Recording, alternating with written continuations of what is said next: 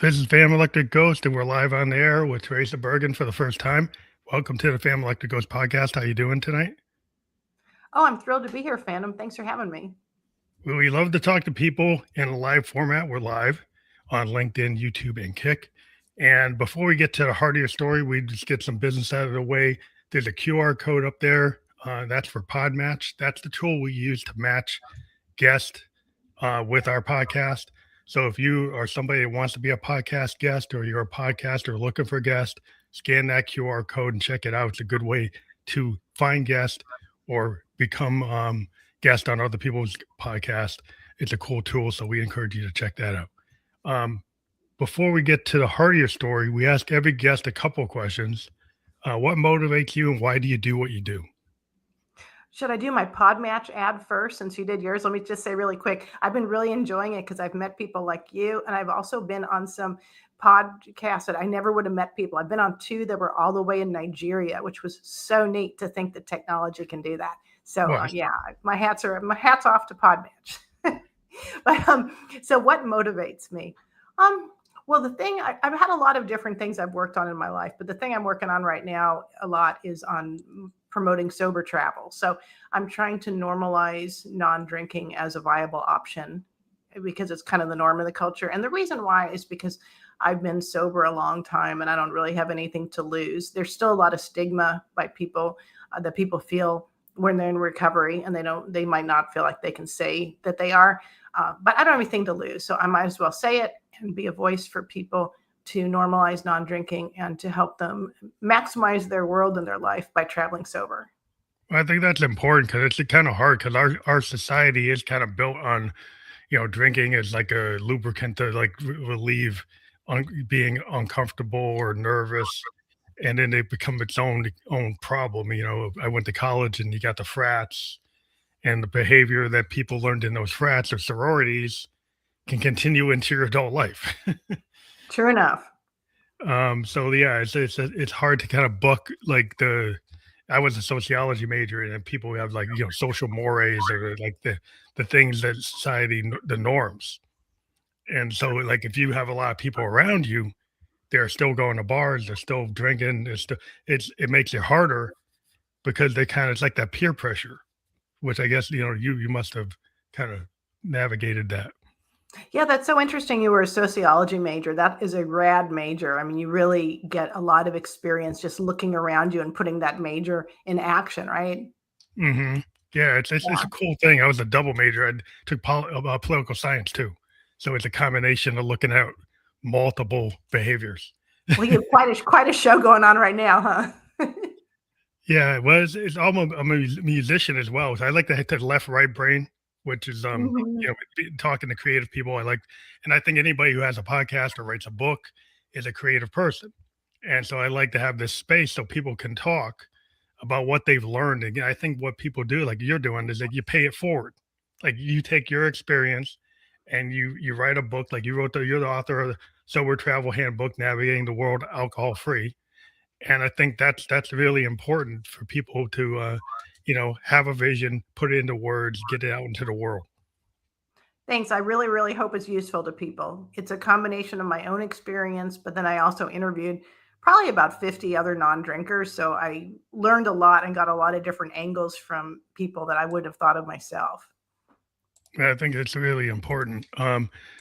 So maybe we go back to the beginning. So you're a travel writer, Yes. and you want to help people in recovery see the world without picking up a drink. But like, how did you get to that point of where you are now? Well, I'm not young, so it's a long story, but I'll go back a little. I'll go back a little bit. So I grew up, and I was attracted to alcohol from a very young age. It was like a natural inclination. I drank rubbing alcohol when I was a kid fan and when I was a little kid, just because I Wow. was so attracted to the scent. So I think there was something innate in me that just liked the alcohol. Because obviously, it's not normal to drink rubbing alcohol. It's not good for you. Don't do it at home. So uh, I drank when I was young for a lot of the reasons young people do, social awkwardness and the drive for oblivion at times, wanting to get away from it all. And then also the social reason. So, people drink for both escape and for celebration. So I did some of both. I was fortunate though that it hit me hard young. So I quit really early and I got to have like a whole normal adult life without being an addict or, a practicing addict. You could say I'm still an addict, just a dormant addict. But I quit when I was only 20. I wasn't even of legal age. And so I've always been a creative person, like you were talking about. That's always been really important to me. So I've got to explore lots of things, including some music. I played bass for quite a few years. Hope to pick that up again. I've been really busy and haven't played it lately, but that's a plan to get back to bass in my future. I've done a lot of painting, a lot of writing, both fiction and nonfiction. So I've been interested in all these creative things. And because I haven't been a drunk, I've been able to do them all, which has been awesome. And then I've always loved to travel too and been interested in learning about other cultures. And the last 15 years or so, I've been a travel writer and I've had the opportunity to visit a lot of places and write about it and interview interesting people and doing it all sober. I think it's really important because sometimes the creative people, like, go back to the 60s and people felt like they had to be under the influence of something to be creative. And, they had like the whole idea with the Beatles and LSD and, a lot of the hippie movement and a lot of the artists seemed to like, oh, we're inspired by these substances. We're inspired by being like a Jack Kerouac on the road. You got to experience things. Oh yeah, even go back to the 20s and a lot of the main American writers anyway were big, like Hemingway and Fitzgerald and stuff. They were all drinking and killing their livers. And then sometimes like Hemingway killing themselves because, it's a major depressant and a lot of people do commit suicide if they're addicts. So it's kind of a weird thing. Well, okay. So like I was in Asheville, North Carolina a couple of years ago. And I was real interested in Scott and Zelda Fitzgerald, the 1920s kind of jazz age icons. Mm-hmm. And I was trying to trace their steps in Asheville because that's where Zelda died in a tragic asylum fire because she had a lot of mental illness. And I went to this one hotel that's quite grand, and it's where F. Scott Fitzgerald stayed for a while when he was visiting Zelda when she was locked up. And so he drank there all the time, right? So he was a total alcoholic, had all these drinking problems. Well, they still celebrate his birthday at this bar with like a jazz and gin social. It's like people don't always get it. It's like this guy died. Like there's a disconnect. Because it's kind of glorified. Alcoholism, and people it's glorified. Yeah, they glorify kind of like, like even like if you get into the grunge era, right? The grunge era, like it was all that depression was glorified to the point where we lost the Soundgarden, we lost Nirvana, we lost Stone Temple Pilots. We lost a lot of those band leaders because they were still caught up in that idea, like the F. Scott Fitzgerald idea. The grunge people were like my era. So I was young. I was like about the same age as them when they were all dying. Or at least when Kurt, I remember when I heard Kurt Cobain had died. Yeah, I was like about the same age, a couple of years younger, I think. Yeah, it's just like, it's that critical thing because a lot of times artists, like we kind of are able to dive into our vulnerability. And when we dive into that vulnerability, sometimes like we create our best work. So our best work is created when you're not maybe feeling the best. And then the industry kind of like wants you to replicate that.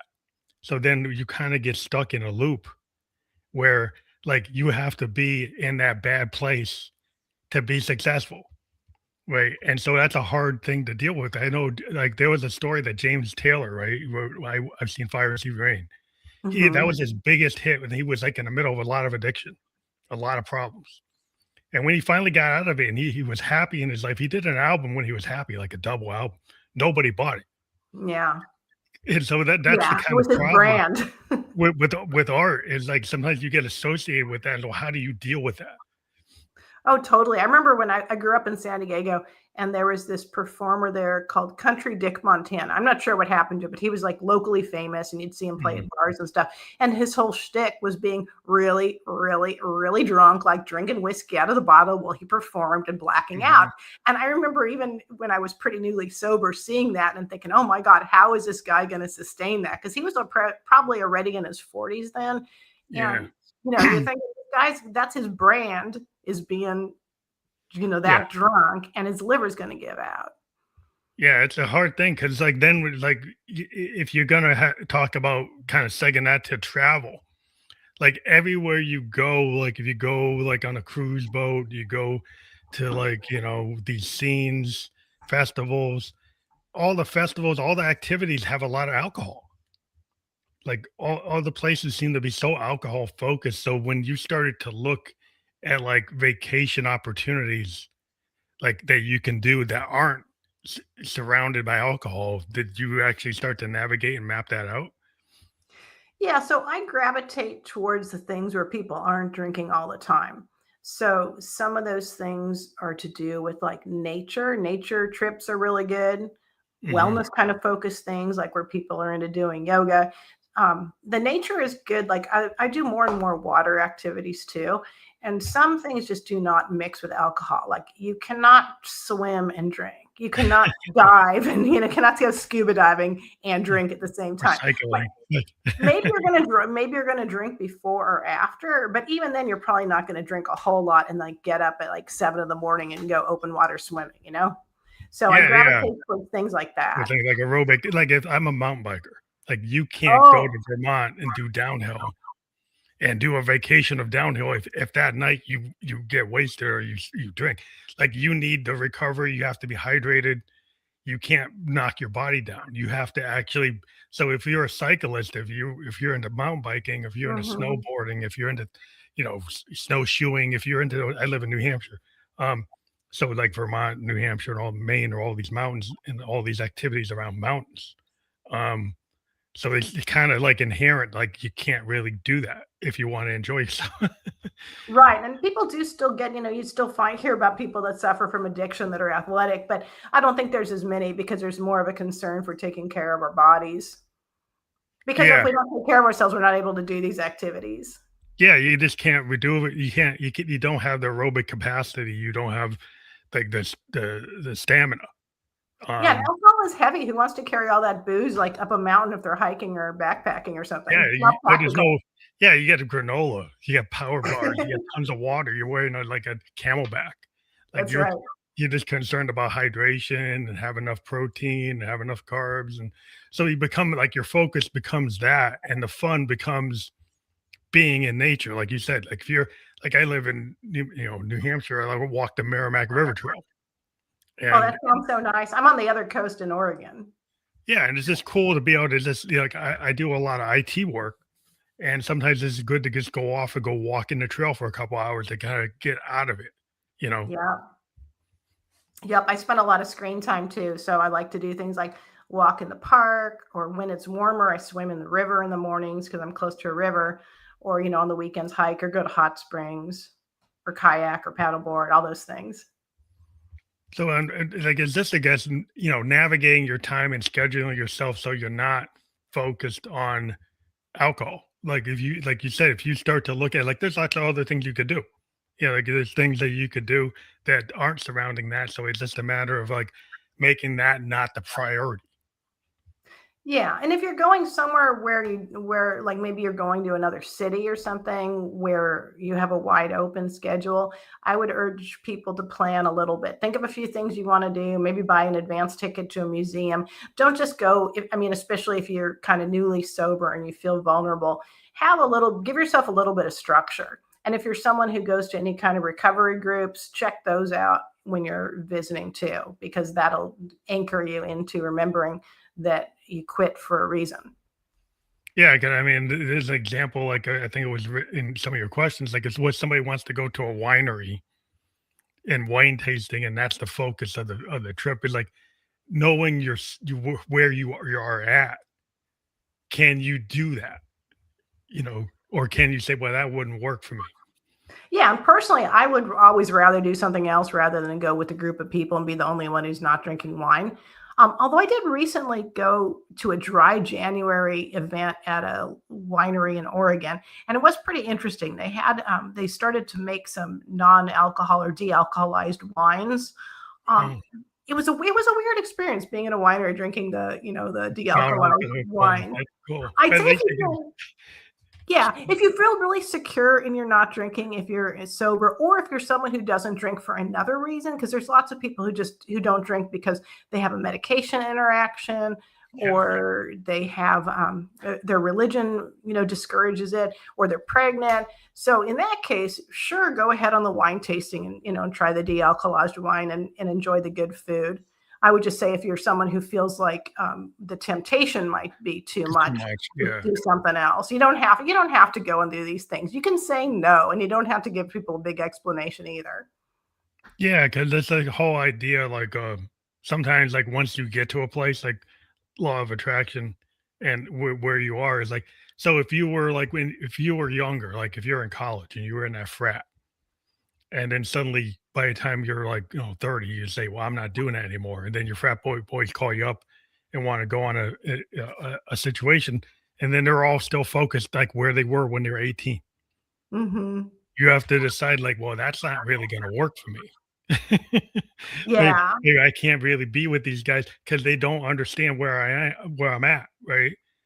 If yeah, people it don't really respect where depends. you're at. It really depends. I interviewed there's a really great guy named Chris Marshall who owns Sam's Bar in Austin, Texas, and that's the first non-alcoholic bar in the country that's still running, been going since 2017. And he told me about going to a bachelor party with his old friends in New Orleans. And he had a lot of really good strategies. They were all drinking, so he felt secure in his sobriety, but he did have an exit strategy. He knew how he was going to get home. It was only like an hour flight. If he couldn't take it, he would leave.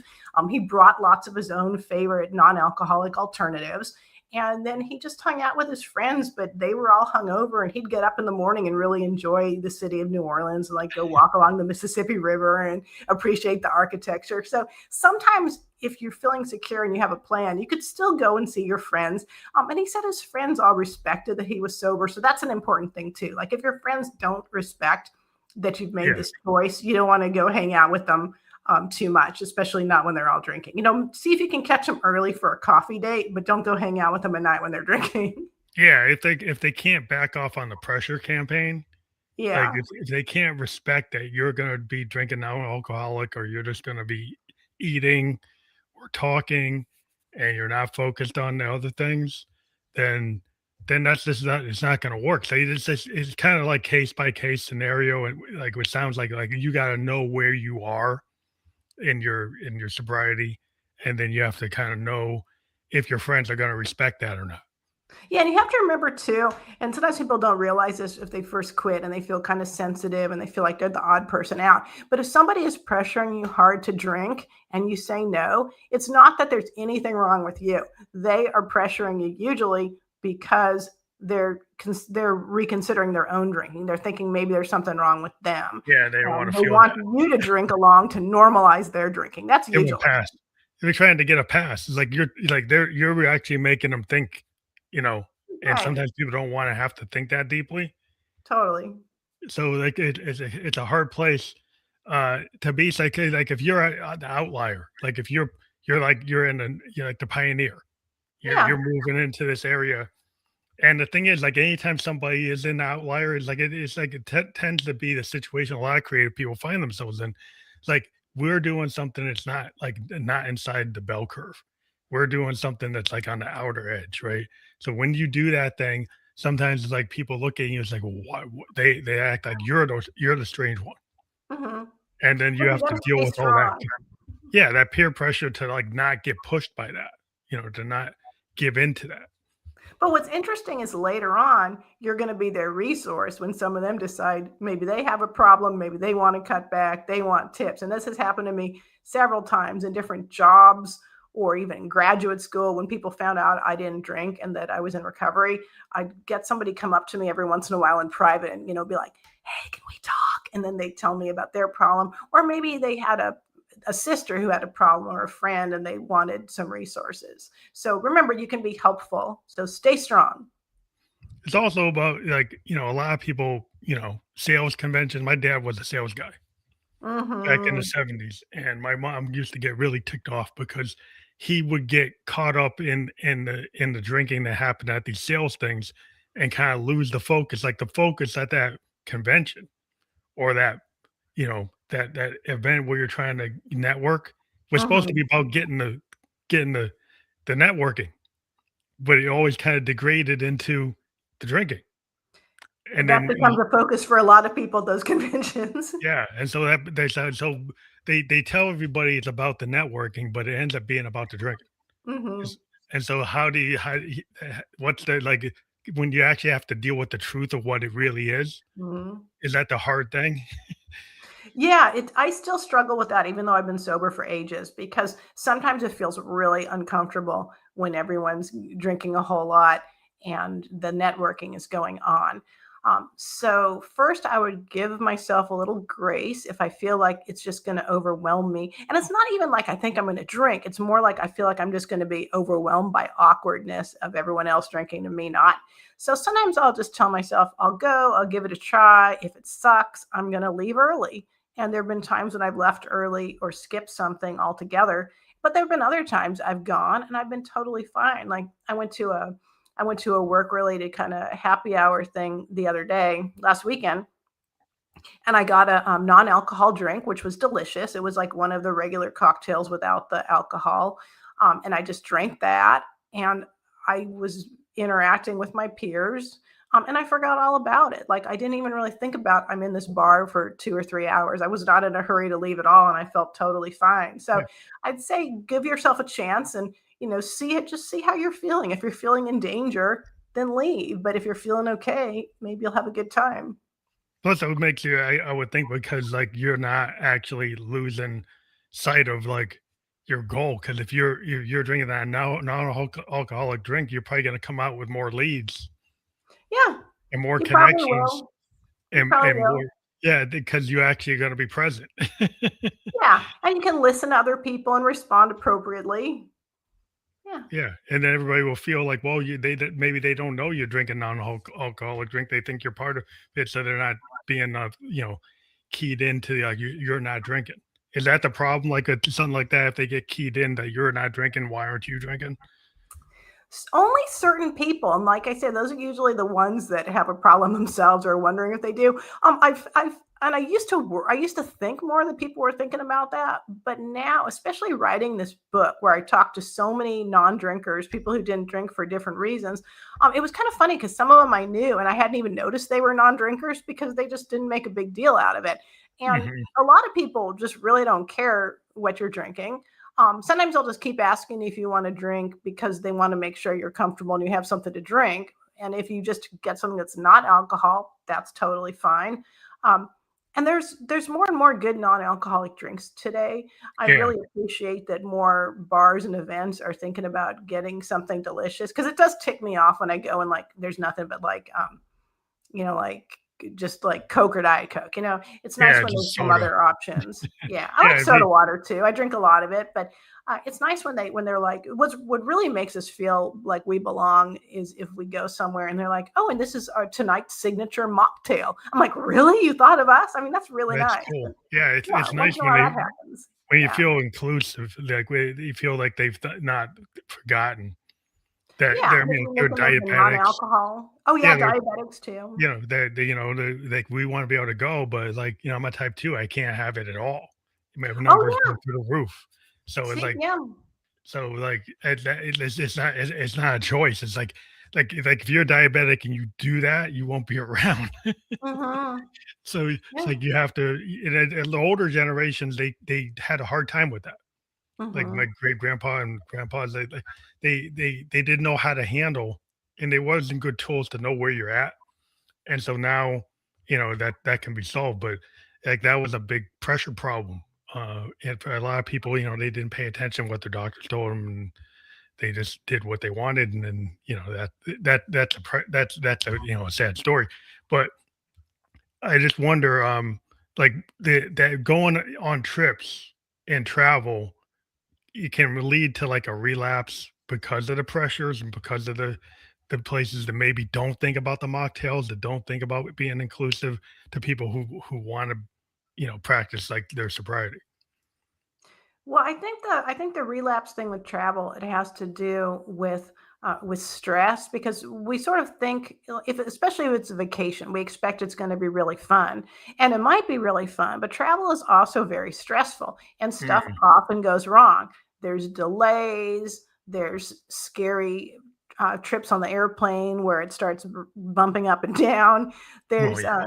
maybe we don't get along with the people we're traveling with. We get in a fight. Maybe we have some romantic notions, like we're going to go to some resort and it's going to be like Instagram, but instead nobody talks to us. We feel really awkward. I mean, all kinds of stuff happens, right? And or it could also be good stuff, like you're having fun. So two of the reasons people relapse are from this sort of celebratory urge where they're real excited and they want to join in the party. And then the other is the opposite, when they feel really uncomfortable and bad and they want to, like sort of erase that bad feeling with a drink. So either of those can happen when you're traveling. And there's also the idea that we go somewhere different, and especially if no one knows us, hey, we could be anybody. Maybe we don't have a drinking problem. We're a new person in a new place. So it's easy to lose sight of that too. And then Yeah. there's triggers. Like a lot of people have airport triggers, like airport Mm. bars and airplanes that they've always drank on them, and it feels very strange not to. Yeah, I think you get stuck in a habit. Like Mhm. if you're in like a loop or bad behavior, repetitive behavior, it's hard to get out of, and then you're back on that train, and you gotta really be mindful to not fall into that pattern. Mhm. And you have to have like you have to have mindfulness. You have to find like strategies and practices so that when you get stressed out, you meditate or you breathing exercise or you have some kind of coping mechanism where you start to kind of remap your behavior, remap like the what you've done, and that takes some work because if you don't do the work, like when that happens, might not you might just fall into a pattern.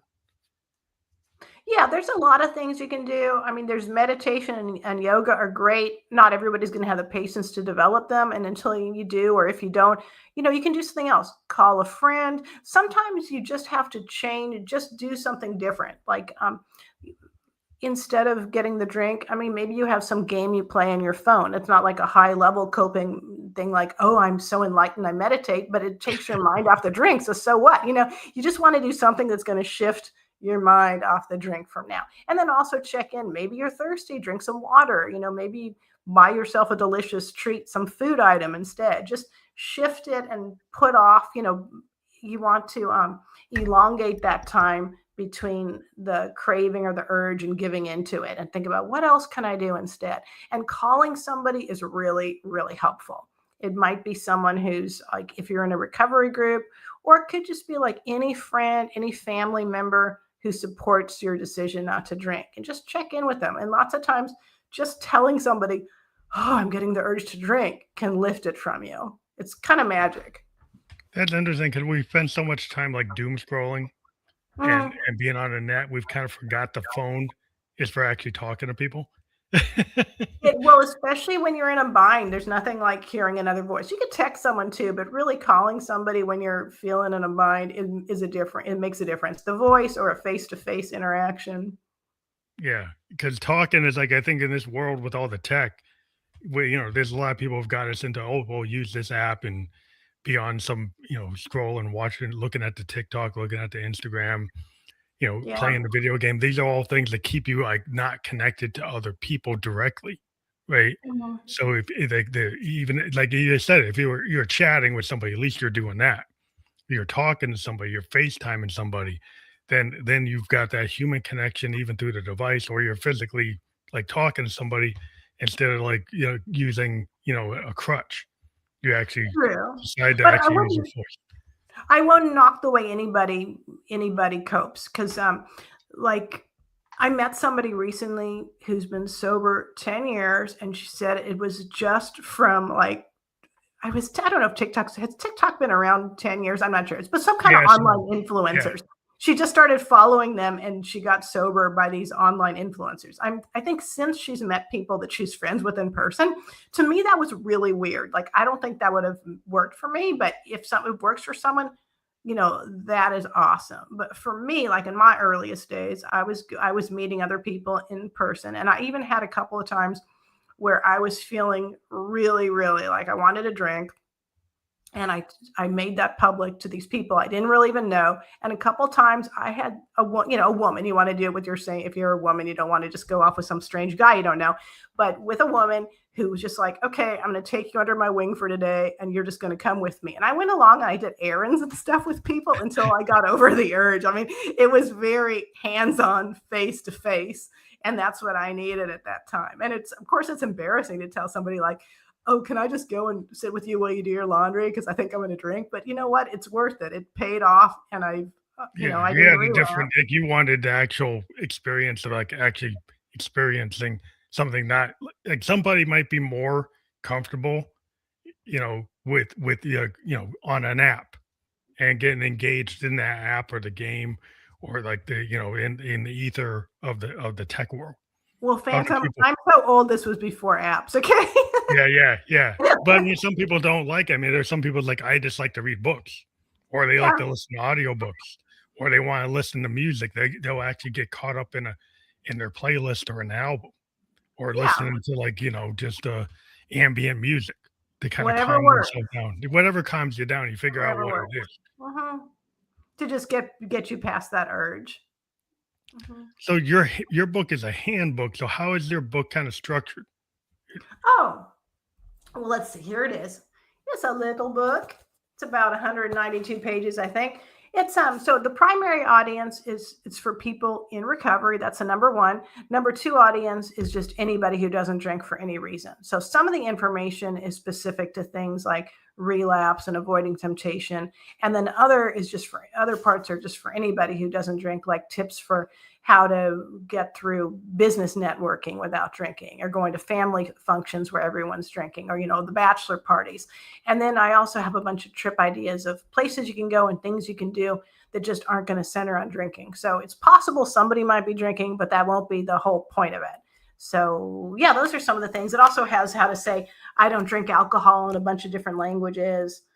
And, one of my favorite parts, this is kind of dorky, I guess, but I love historic places that have to do with the fight against alcoholism. So I have some places you can go to visit, like Temperance Crusaders houses, or the places where the AA founders grew up, or things like that. So I really enjoy history too, and I like to think about how like alcohol is something that people have been fighting with for a really long time. It's not just because people sometimes think like, oh, should I admit I have a problem? Oh, what if I say I'm an alcoholic? It's the end of the world. I say, so what? Alcohol is a poison. Lots of people manage to drink a little bit of it. It doesn't do them that much harm, but it's not good for anybody, and it never has been. And people have been struggling with it for centuries and centuries. So if you're stuck in that place where you're like, oh, I'm so ashamed I have a problem, I mean, really get over it. Lots of people have problems. It's not a big deal. People have all sorts of problems. And I feel fortunate in lots of ways that I have a problem with alcohol versus a lot of other problems, because there's a simple solution. I don't drink, There's a lot of problems that are much harder to tackle than that. Yeah, there's other problems. It's like that take a lot more effort. Maybe the effort actually could be significant. It's depending on like your psychology, or like where you are. Because if you've gotten like yourself into that bad loop, that's where like how do you remap? How do you retrain yourself? Yeah, sometimes you're gonna need help. People who have a really bad addiction might need medical detox, like it can be life-threatening. So there's that level. And then there's a level where maybe you need inpatient treatment because you can't get over the mental part of it on your own, or maybe you need to join a recovery group and sort of do outpatient stuff. There's a lot of different levels of it, and so I'm not trying to minimize that it's hard, but it's something that we can do something about, maybe easier than something like, say, like we get a terrible kind of cancer or something. We don't have as much of our own control to heal that as we do from the drinking. That's what I meant. I didn't mean to minimize people struggling. No, I think it's important. I just wanted to clarify. But one of the things I always ask every author is, because were you already writing about travel, right? You were already a published author before you wrote this book? Yeah, so I write a lot for magazines and websites, and then I had several books out before One of my books is called Easy Portland Outdoors, and it's about outdoor activities to do around Portland. I know, not a very creative title. All my titles are like kind of exactly what they are. I have another project I worked on during the pandemic with my dear friend Heidi Davis. We're both cemetery aficionados, and we wrote a book called Historic Cemeteries of Portland, Oregon. And most of the stuff I write in travel, I read a lot of outdoors adventure, eco kind of stuff, vegan and sober travel, and then sometimes kind of offbeat stuff like my love of cemeteries and ghosts and things like that. I always ask authors like what gave you your permission structure to actually go into the field and focus on, because some people talk about like I want to write that book and then they never do it. Other folks like they find their wings on it and they Mhm. get into it. Like what allowed you to even enter that space? I would say it all goes back to my wonderful, wonderful mommy, who I lost last year at a very old age. We had her a long time. But when I was a young child, she was always involved in organizations like church and PTA and stuff. And she would bring me along to all these meetings and we would write books together. And so before I could write, she would write the words and I'd draw the pictures. And then I could write the words too. And we'd collaborate on all this stuff. And she'd been a first grade teacher before she had kids. So she was always teaching kids to read. And then one of my older sisters wanted to be a school teacher from the time she was little. So we would play school. So I had all this education around language and writing and stuff and was very encouraged from the time I was extremely small. So I would say I have an aptitude for writing, but I also had a lot of encouragement and support from a young age. And I always really love, love, love books. So I constantly be going to the public library as a child, and I'd get, Mhm. like just stacked this high, and Yeah, so you're oh, which passionate one about am I reading. going to open first? Yeah, that's interesting because like today we're running into a situation where there's like a lot of people they actually don't go to the library. They don't pick up physical books. I mean, there's a lot of people that listen to books like audiobooks. Um, but it's like because of our tech has become so like tablet phone Mm, focused that like people are losing that. I'm a child of the 70s. I used to go to the library. I mhm, still like books. I still read a lot of I mean, I'm a comic book fan. I read a lot of graphic novels. I read a lot of pulp science fiction. I'm really into that, like, Harlan Ellison and like I just like that genre. So I'll actually go look for those books and read them. mhm. I'm wondering, like today, like, do you find that you have to a lot of your people actually get your physical book, or they get your audio book, or you're still able to engage people with physical books? Oh, so far I don't have an audio book for this one. I should probably make one. Personally, I listen to audiobooks and I read physical books and I read stuff online. Although I don't really read books on my phone. I mostly either listen to audiobook or read a physical book. I live in a neighborhood where we have a lot of those little free libraries that people put in front of their houses. So Mm, mostly I mostly go to those these days. I still order stuff from the official library sometimes, but mostly I just go and I, pick up a book from the free library and I put one back and I read mhm. all sorts of stuff, just like whatever looks like the best one in a free library at a time. So I read mysteries and thrillers. I also read a lot of young people's books because I think those have some really creative Good plot. stories. Yeah. Yeah.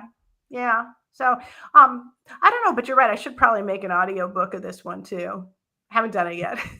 Yeah, my wife's an author, and she's, like, working on doing an audiobook because of engagement. Like, you actually could see that there's a lot of engagement on audiobooks with the way that people consume the material today. It's more likely, like, if they're stuck in an Uber, they're on a plane, they're in their bed at night, they get into into audiobooks. It's a cool way for authors to still engage people that maybe, they thought they lost, but they actually still have 'em if they just engage them that way. Right. I listen to them all the time if I'm cooking or house cleaning, things like that. Yeah, it's just for the multitaskers. So I Mhm. think to have it, uh, just to be there. I think it's just interesting, like the how-to type of book. Like your book's kind of like a how-to or like a step, like instruction type book, right? Is that the structure? Well, it has different little segments. So each one is like a chapter, like traveling with drinkers. It'll talk about, like traveling with your drinking friends, Oh, it's or like a narrative, so it has is to. networking. Yeah, it has a lot of, has a lot of white space too, and a lot of text boxes. So it's the kind of thing you can pick up and read a couple pages here and there, you know, wherever. It has these sober trip ideas, a couple paragraphs about a fun trip you could take that wouldn't focus on alcohol. So yeah, it's a narrative. I mean, there's parts that have some bullet points. Like there's some bullet points about Mhm. There's some of the narrative things style. that you might be feeling if you go to a funeral. There's a few little comics in here too. This is my character, a Oh, sober cat, which is a sphinx cat who doesn't have any fur. So it's kind of like an alcoholic without their alcohol. They really feel everything. That's oh, do my you alter you ego. illustrated that? Yeah, Oh, with that's sober cool. cat. You wear a lot of hats. So you do some music, you do some illustration. Yeah. I have an interesting life, and I get to do outdoorsy stuff too. Like I like to go kayaking and swimming. But that's the beauty of being sober. If I hadn't stopped drinking, and I think a lot of people who, even if you just kind of maintenance drink every night, you come home and drink. There's so many interesting things you can do in the world that you might not have. You might not even get around to trying. Like I don't think I would have got around to trying lots of stuff if I was still spending a lot of time drinking. Well, actually, I would have been dead a long time ago because I would have wandered off into traffic and got hit or something like that. Mm. Yeah, because I think it's like finding things to be passionate about in life, other than the things that like can hurt us. Like Mm, some people, you might get into the bad habits, and they're not very conducive to like elevating your life or being able to have a more positive mindset. Like so, then you're able to say, hey, well, I can actually do this. I could go. I can draw. I can write. I can paint. I can go and take a walk on the seashore. You open up your life to like what you can do instead of what you can't do, right? totally. I just got certified to scuba dive 2 years ago. I did not see that one coming. I never thought I had any interest, and now I get down there and I, look at the fish and the stingrays and stuff like that, and the That sounds coral. really cool. Yeah, Yeah. because that's just like you open up you get less fearful about trying new things once you become more confident. Not that like in life you're always not. I think a lot of people they get stuck in a perfection trap. Oh People yeah. they want to be perfect, and if they don't hit the mark, if they don't get from 0 to 100, then they beat themselves up, and then they might go into a bad habit because they didn't hit it. But if you think in terms of little wins, like what did I do today that was successful, instead of focusing on the things that weren't successful. Not that you can't learn from that, but if you just beat yourself up all the time, then I Yeah, think you you don't can have to be. be good at everything to enjoy it. I swim with a swimming group. I'm one of the slower swimmers. I go for little runs. I run like a geezer. I paint. I like my paintings, but maybe they're not as competent as some of my peers. It doesn't matter. You just do these things that you like, and you'll feel enjoyment. You don't have to just compare yourself and be like, oh, I can't do something because I'm not as good as that person. I mean, it doesn't matter. Yeah, it's like every musician. Like if you like, I knew a lot of musicians like because they can't play like Jimmy Page or they Mm. can't play like Coltrane, then they say, "Well, I can't do it." Where if you think about somebody like it's a punk rocker, right, or a grunge rocker, it's like they don't. It's like it doesn't matter. It's if you have the heart, then you do it because you have heart and passion. It doesn't matter. You don't have a perfect pitch voice. Yeah, you're not Nat King Cole, right? But you have something to say, and so that's what allows that person to do it. Where the other person would say, "Well, I'm not Nat King Cole, so I can't sing." Hmm. It's that kind of mindset. Yeah, and you just can't be too proud. Like when I played bass, I would play with people who had much better ears than I, had a better ear for the music than I did, and I would get lost, and I'd have to be like, "Wait, what's that chord? What's that?" I just had to ask, instead of, Yeah, because then if I asked them, and they'd be like, "Oh yeah, yeah, okay," and I could play it, but I wasn't as good, but I still had a good time, and I still got to be part of something. You just can't be so proud that you think you have to be the best at everything, or you just have a miserable time. yeah, because then you won't try anything unless you're gonna win, unless you're always good. Mhm. And so we got a mindset like out there in the net, like unless you got like 1,000 likes, your post is no good. Where like you could have a post and then somebody like doesn't have a lot of likes, but somebody finds it, and then you get an opportunity, and it never registered as some massive metric. You didn't get 1,000,000 views, you didn't get 1,000 likes, but you got an opportunity. So if you only post because you think you're going to get 1,000,000 views, you're missing out the fact that like if you put something out in the world, you have no idea who's going to see it, who's going to react to it, who you might connect with. And so that's why I think it's important to just like kind of throw it at the wall. You don't know what's going to happen. I throw a lot of things at the wall, Phantom, and some stuff nothing happens, and other stuff interesting stuff happens. Yeah, you just don't put the limitations. Like if we put a lot of glass ceilings on ourselves, we might say, "Oh, this person is stopping me," but a lot of times you're stopping yourself. It's not this Yep. other person stopping you. You're the one stopping you. Yep.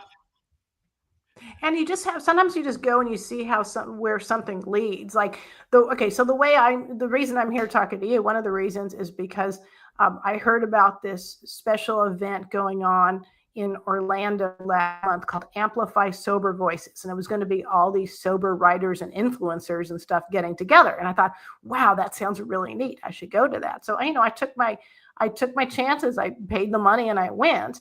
And I didn't even know that the Amplify was part of a bigger event called PodFest, which was like, I guess, the world's biggest podcasting fest, which I knew nothing about. But because I'd paid for Amplify, I got to go to PodFest too. So then I met all these podcasters and like went to some seminars on how to be a better guest and found out about Podmatch. And I was like, oh, that sounds like a good idea.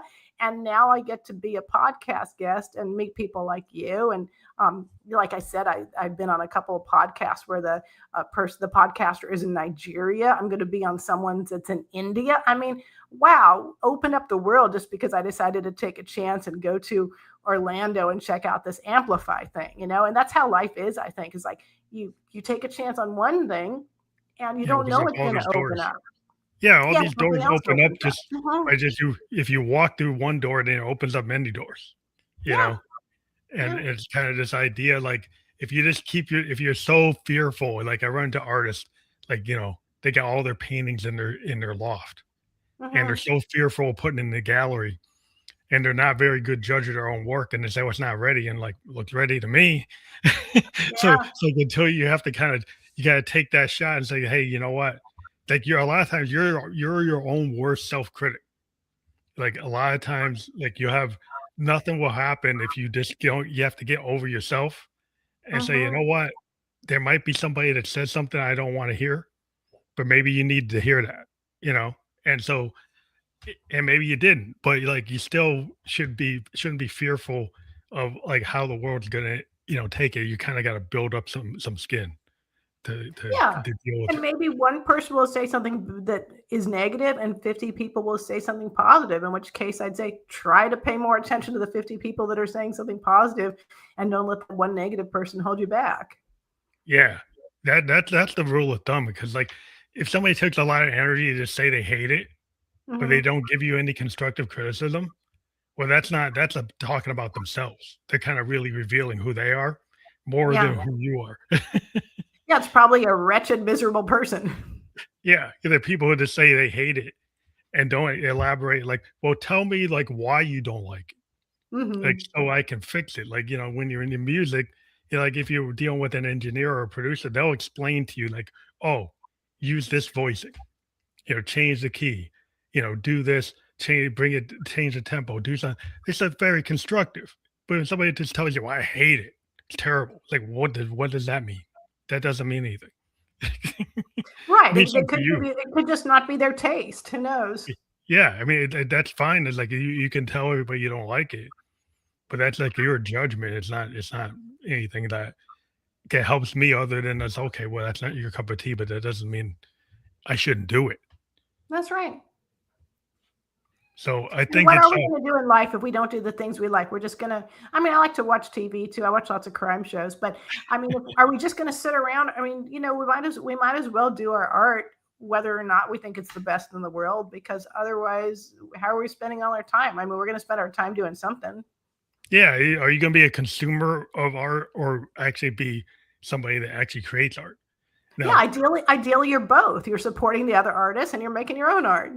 Yeah, because sometimes we're a little lopsided one way or the other. Yeah, and it's cool when we find that balance in ourselves of like where we want to be, rather than being kind of led around by the nose. Like, so I think it's cool when you actually have a vision. And like every artist consumes other art because that's how they kind of get an idea. And I think the artist mindset or soul is that we are very good observers of not only the world but ourselves, and we can actually put that into a piece of work, and it synthesizes the inner and the outer. And so that's what becomes unique. It's not that you're living in isolation and you never looked at anything else. You're influenced by everything you see and hear.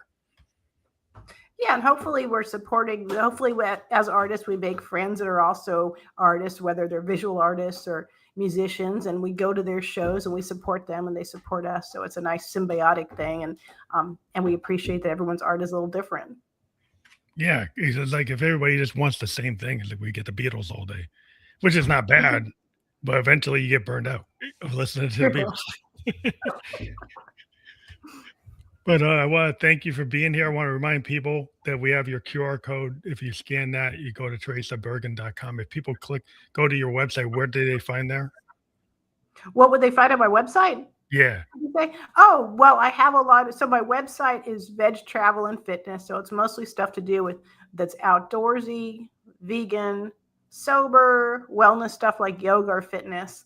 And then I also have a sort of funny page on there. I'm on this weird quest to paddle in every state and every U.S. state and Canadian province. So I have a funny page about me trying to kayak or paddleboard in all these different places, which is only about a third full because I still have many states to visit yet to go paddle in.